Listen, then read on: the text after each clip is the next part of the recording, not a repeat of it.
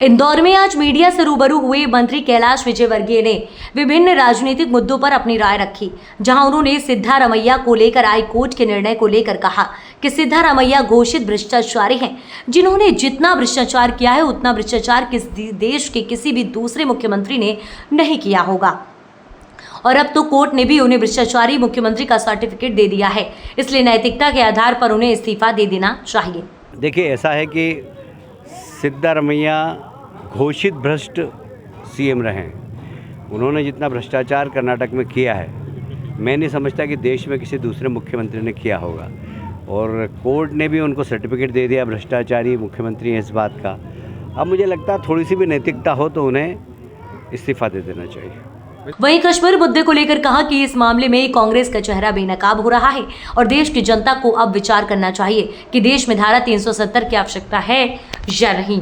वहीं जब पंडित जवाहरलाल नेहरू ने कश्मीर में धारा 370 लगाई थी, तब बाबा अम्बेडकर ने कहा था कि यह संविधान के साथ छेड़छाड़ है और कांग्रेस ने धारा 370 लगाकर दलितों का आरक्षण समाप्त कर दिया है और हमने धारा 370 हटाकर जम्मू कश्मीर के दलित भाइयों को आरक्षण दिया है। साथ ही उन्होंने कहा कि कांग्रेस हम पर आरोप लगाती है कि हम संविधान खत्म कर रहे हैं, जबकि संविधान खत्म करने का काम कांग्रेस के द्वारा किया गया है और हम पर आरोप लगाते हैं आरक्षण खत्म करने का, जबकि जम्मू कश्मीर के भाइयों को आरक्षण देने का काम हमने किया है। इसके साथ ही उन्होंने कहा कि इस पूरे प्रकरण में कांग्रेस का चेहरा उजागर हो गया है कि उन्होंने कश्मीर में उस नेशनल कॉन्फ्रेंस पार्टी से समझौता किया जिसने अपने मैनिफेस्टो में धारा 370 लगाने की बात कही। और क्या कांग्रेस का हाथ आतंकवादियों के साथ है, इसका जवाब देश की जनता को देना होगा। साथ ही कहा कि कश्मीर में वोटिंग चल रही है और यकीन है कि वहाँ बीजेपी की सरकार बनेगी। देखिए, इसमें कांग्रेस का चेहरा बेनकाब हो रहा है। देश की जनता को विचार करना चाहिए कि इस देश में धारा 370 की आवश्यकता है क्या।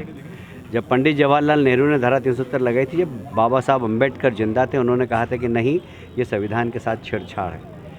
और कांग्रेस ने धारा 370 लगाकर वहाँ पर दलित भाइयों के आरक्षण समाप्त कर दिया था। हमने धारा 370 हटाई और दलित भाइयों को जम्मू कश्मीर में आरक्षण दिया। कांग्रेस हम पे आरोप लगाती है कि हम संविधान ख़त्म कर देंगे। संविधान तो उनने ख़त्म किया, संविधान की आत्मा को तो उनने ख़त्म किया। वो हमसे कहती है कि हमने आरक्षण हम समाप्त करेंगे।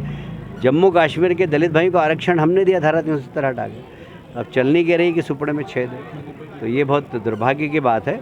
और इससे कांग्रेस का चेहरा उजागर हो गया कि उन्होंने वहाँ पर नेशनल कॉन्फ्रेंस से समझौता किया, जिसने अपने मैनिफेस्टो में कहा कि हम धारा 370 लगाएंगे। क्या कांग्रेस का हाथ आतंकवादियों के साथ है? देश की जनता को इसका जवाब देना चाहिए। वोटिंग भी हो रही है। हाँ, वोटिंग हो रही है और हमें लगता है कि वहाँ पर भारतीय जनता पार्टी की सरकार बनना चाहिए।